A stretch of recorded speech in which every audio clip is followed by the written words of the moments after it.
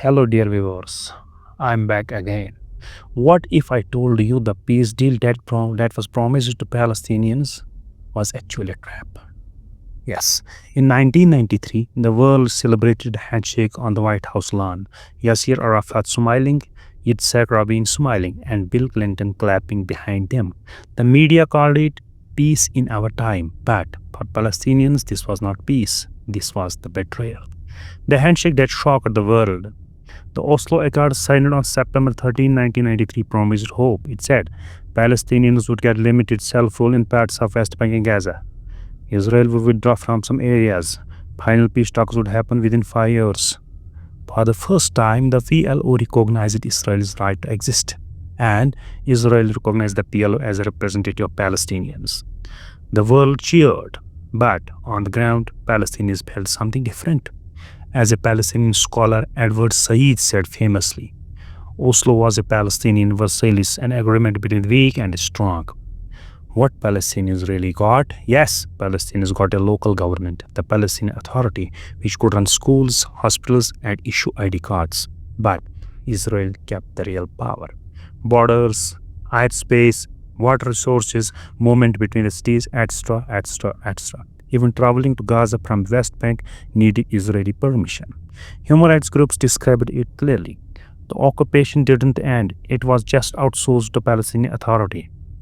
Settlements grew faster. While the world believed peace was happening, Israel was quietly expanding settlements. In 1993, there were 110,000 settlers in the West Bank.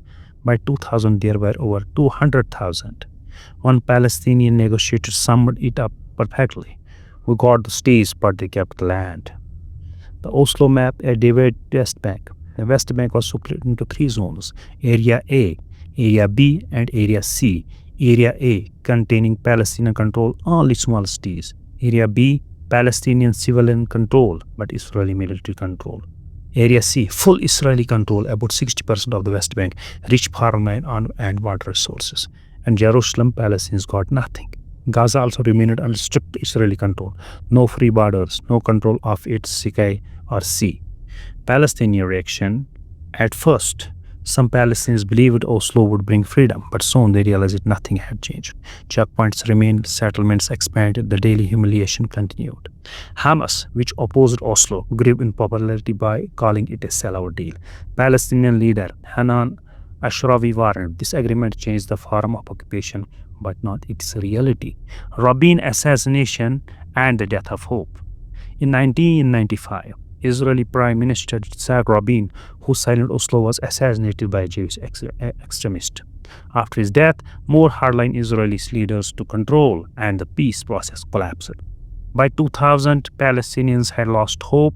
Anger boiled over into the Second Intifada, a far bloodier uprising. For many Palestinians, Oslo was not a peace agreement. It was a stretch to manage the occupation, not to end it. As Edward Said said, Oslo was not about peace, it was about Palestinian surrender. The world saw a handshake.